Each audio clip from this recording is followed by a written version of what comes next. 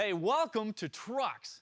Today we're jumping right back on a project called the Little Red Wagon, and the subject is this '99 Dodge. Now, the purpose of this build-up is to show you how to build a nice, well-rounded, dual-purpose truck, something that's tough, that you can take to work and go hunting with and go four-wheeling with, like an old Power Wagon, but at the same time, still look good and be a real tire smoker on the street, like the old Little Red Express. As cool as that concept is, though, you can't go out and buy a truck like that. Nope. You have got to build it, and that is what we're showing you. Last week, when we introduced this project, we dealt with the performance part of it. Put on a supercharger and a hood and headers and brought the exhaust out through the sides of the bed. Today, we're going to deal with the off-road part. We got a lot of cool stuff to show you. So let's dig into the suspension, get this thing up in the air. The kit we're going to be using comes from Skyjacker, and it's going to pick that Dodge up 5 inches, which is perfect because it's going to look good, but it's not too much to where we can't still use the truck. Now for the rear, we got new leaf springs and hardware. For the front, we have great big coil springs, new upper and lower links, urethane bushings at one end, big old Heim joints at the other for nice flex. And we have a whole pile of shocks because we're going dual shocks on the front, a dual steering stabilizer, and of course all the bracketry and hardware to put it in. Now notice there's not a lot here on this table. This kit goes in pretty easy. But one thing that we got that is not included in the kit is this transfer case indexing ring. Now because I've got so much power into that hood, I wanted to relieve the angle of that front drive line a little bit.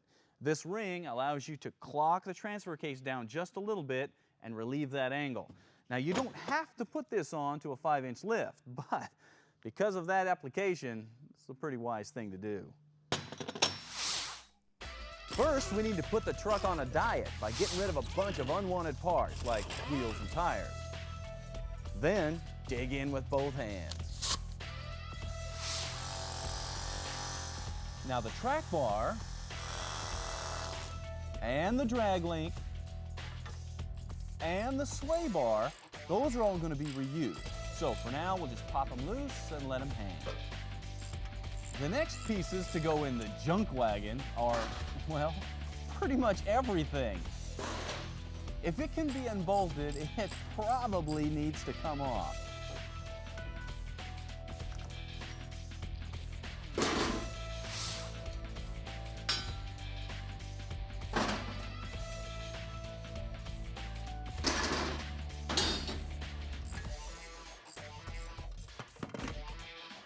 Once everything is all disassembled,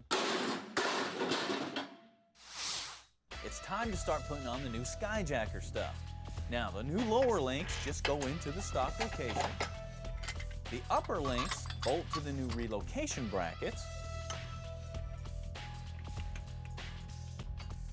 At this point, it's just a matter of putting in the new coil springs, followed by the shocks.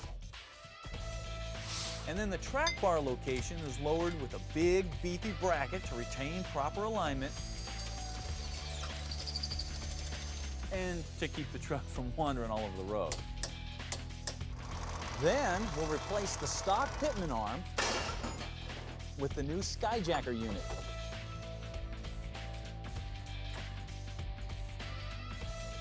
Reconnect the track bar and install the drop brackets for the sway bar. We'll follow that by hooking everything back up, putting on the dual stabilizers, and before you know it, your truck has a new suspension under it, just 5 inches taller and a lot tougher. Okay, to get the rear up in the air, that's pretty much a matter of just bolting in these new shocks and springs in place of the stalkers. Now, I've shown you that process many times, so you know how to do that. Instead, while we're still up here on the front, I want to address an issue that always comes up anytime you're building this kind of truck: brakes. You did think about your brakes, didn't you? I mean, you got more power going under the hood, and obviously bigger tires are going on. You need better brakes. Here they are. This kit is from Stainless Steel Brake Corporation, and it's a direct replacement for what came stock on the front of that old Dodge. Now the kit is very simple. You get new slotted rotors, calipers, and of course pads. Now, if you need more braking than this, you can also get a rear disc brake conversion kit from Stainless Steel Brakes. It includes the rotors, the calipers, the bracketry, the hardware, everything that you're going to need to convert from your stock drum brakes to rear discs. Yeah, this is a cool kit. Now, to install both of these is very simple. All you do is pull off the old components, bolt on this new stuff, bleed the system, and you're done. Okay, what about those bigger wheels and tires? Well, they're sitting right over there, and if you want to see them, you need to come back after the break.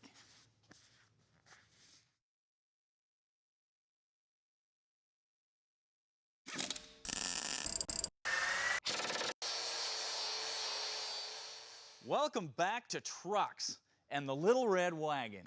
Now, the whole idea behind this project is to show you how to build a nice, well-rounded vehicle. Something that's just as comfortable zipping down the highway in rush hour traffic as it is banging down an old logging trail or four-wheeling with your buddies.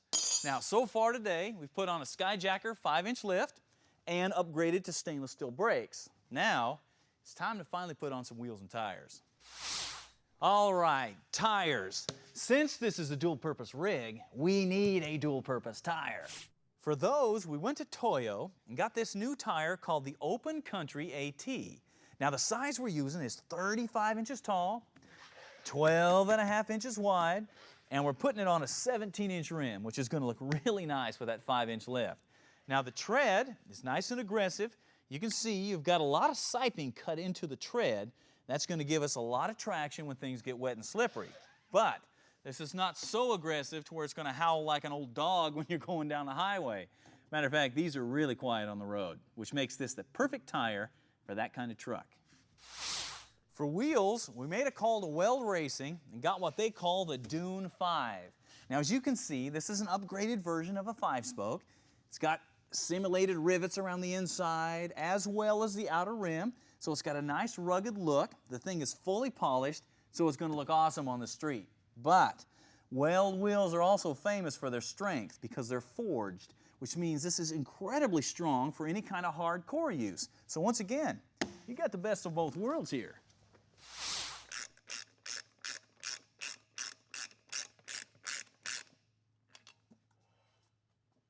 Okay, it looks really good so far. But what is missing? Well, for a heavy-duty off-road truck, the Power Wagon had a huge winch and bumper on the front. And if you use your truck, having a heavy-duty bumper is more than just for looks. It is a tool. And I've got something to show you. Now that is an awesome-looking bumper.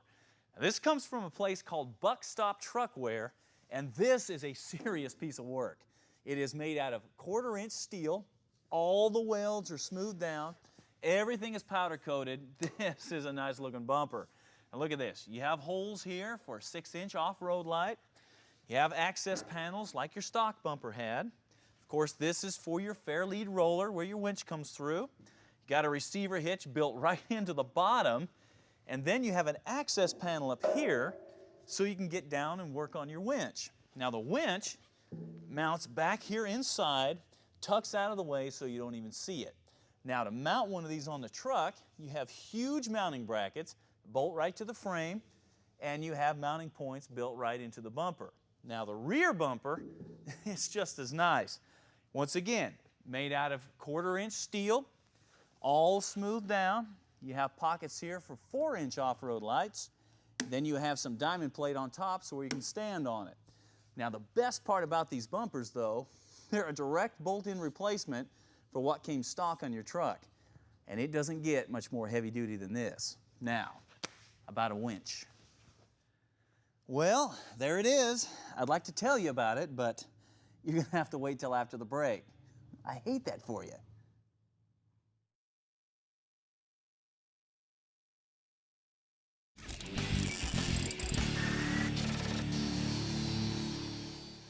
Welcome back to Trucks. When we left off, I had just introduced these massive bumpers from Buck Stop Truckware. Now, I'm going to show you what kind of winch and lights we're going to put on them. The winch we're going to be using is this Ramsey Patriot 12,000, which means this is a 12,000-pound winch. That gives us plenty of power to pull out a full-size rig. But the mounting points are still the same as the smaller 9,000-pound winch, which means this will fit just about any winch bumper. Now, with Ramsey, you got some choices here. You can go with the standard style remote, or you can use the wireless remote if you don't want to have to dink with this cable. This is a pretty slick setup. Now, another thing that it's a good idea to get is an accessory package, because you got the tree strap and snatch block and all this other stuff. Every time you need that winch, you're going to need some of this stuff. And a winch doesn't do you any good if you can't hook it up to anything. Okay, lights. We made a call to KC Highlights, and for that front bumper, we got these 6-inch slimline driving lights. Now, you can use these things with a stone guard or without. We're going to use them without, because this way, they're going to fit that front bumper perfectly. Now, for the rear, we got these 4-inch KC 50 series off-road lights. Once again, these are going to bolt right into that rear bumper and peek right out that opening. Now, both of these sets of lights feature 100-watt H3 halogen bulbs, so we're going to have plenty of lighting in front and at the rear. Now, both kits come with all the wiring, relays, harnesses, everything you're going to need to hook this stuff up and make it work, which is exactly what we're going to do now. We're going to put all this stuff into those bumpers.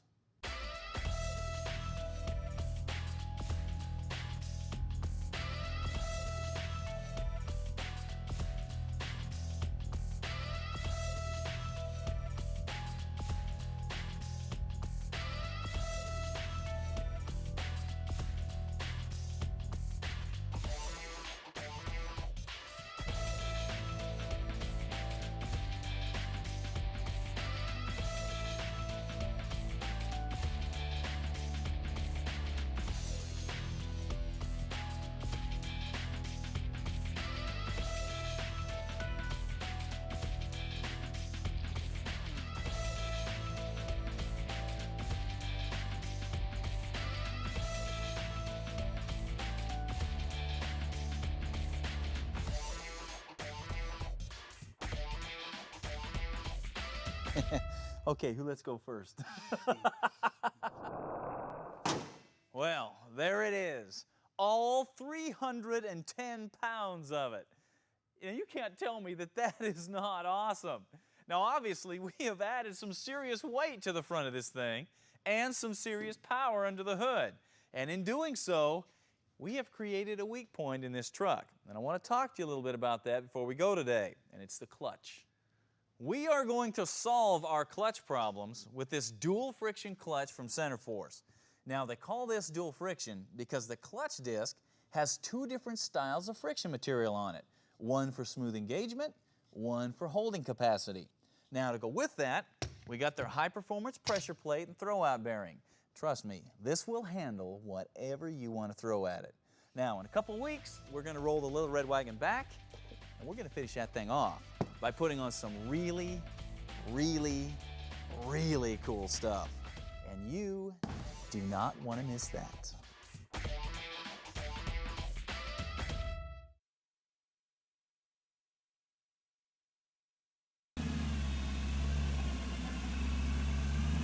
When we're talking about big rigs, everybody knows that they've got a big diesel engine, a lot of power.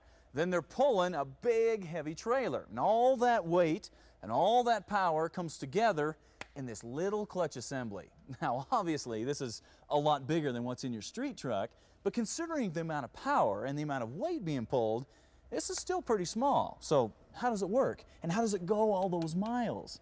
That's what we're going to show you. How It Works is brought to you by Wyotech. All right, Danny, today's subject is big rig clutches. Of course, the first question we always get is, what are they made out of? So we have the older style fiber clutch, the new ceramic clutches. Let's talk them through. Okay, the first one is the fiber. You notice how much surface area that we have here to contact either the flywheel or the pressure plate. We are still using these clutch plates today. But you don't use them as much? Not as much. Most of the trucks are running the ceramic. Okay, why would a trucker still want to use something like that? It's a little bit more forgiving when you back into the dock or something. You can slip them just a little bit more. They burn up real good, They sure do. If you want that smell, you want the fiber. They got a stank to them, don't they? Okay. Now, a ceramic clutch, why is that better? I think the pluses to this is when it does come in contact with the center plate or the flywheel, they do grab. You're not going to slip this plate. So you've got 4 contact points, and that grips better than a full disc. It really does. I mean, and a lot of it is just because of the material that it's made out of. Okay, now obviously that material is very hard. Pretty so tough. what happens to the flywheel and the pressure plate? It kind of takes a beating a little Digs bit. in, It huh? sure does. It'll remove some material in here, and so most of the wear usually is in the center plate or the pressure plate, other than it is the disc. But these discs will last a long time. They will. What, 300,000 miles? Oh yeah, I would say that would happen. A lot of it just depends on the maintenance and the driver, but they sure can do that. Okay. Now, this big old boy. The old 15-inch. Pressure plate. Sure is. What does this thing weigh? Oh my, it's too much. That's why you don't want to muscle into these That's anymore than you exact. have I to. don't want to do it. Okay, and Yeah. I notice there's some wear in there from this sort of clutch. Sure is. You can kind of feel them in here, the little ribs. And of course, in there's there. no way to repair that. You There's just have to not. replace it. That's exactly All right, right. let's show them how this all goes together. Okay. Starting out with the first clutch The first one, the first plate's going to go in up against the pressure plate itself. All right, now we're going to have a contact plate. So we put the center plate in, all right in the dogs of the pressure plate, and the final one going against the center plate, and then finally up against the flywheel. And of course, the 2 clutch plates give us much more They contact sure area. do. A lot more power Big there to rigs have hold. always had dual Always plates. had the duals. Yes. Never a single. Burn Nope. that thing up just like that. Sure will. All right. Well, now hopefully you have a better idea of how the clutch works in a big rig. So now just pick that up and put Just it in. pick it up and just It's only, throw it what, right up 200 against pounds? that flywheel, you know? You know, there is one thing that is almost inevitable as your truck gets older: rust in the floor pans. Now, I've shown you in the past how to build custom floors, but that's a long, involved project. What would you say if I said you might be able to skip some of those steps? Well, you'd probably say, man, that's bitchin', and you'd be right. Bitchin' Products has floor pan kits to help you out. Now, the kits start with heavy gauge steel floor pans. That saves you 1 step. They already have beads rolled into them. That saves you 2 steps. It gives you more strength. They have custom formed panels so you can make your own transmission hump. Saves you 3 steps. And then you've got all the bracing you're going to need to brace up the floor and make it strong. It saves you 4 steps. And since this is a universal kit, well, you can cut this thing down and fit literally anything. And that, my friends, is bitchin'. You know, when it comes to off-roading, I am always looking for bumpers that not only look good, but will also handle the most extreme off-road situations. And these bumpers from Daystar Products will definitely do both. Now, for the strength part, they're made out of heavy-duty, thick-walled tubing. All the mounting points for your lights and your winch are built right in out of heavy steel plate. The tubular design will give you superior strength, but also keep the weight down. And of course, they look really good. Now, if you add to that the aluminum front skid plate, well, you got some of the best looking bumpers on the market, and they're tough too. So if you are ready for some bumpers that are not going to fold up in the rocks and still keep looking good for you, Daystar Products is worth a look.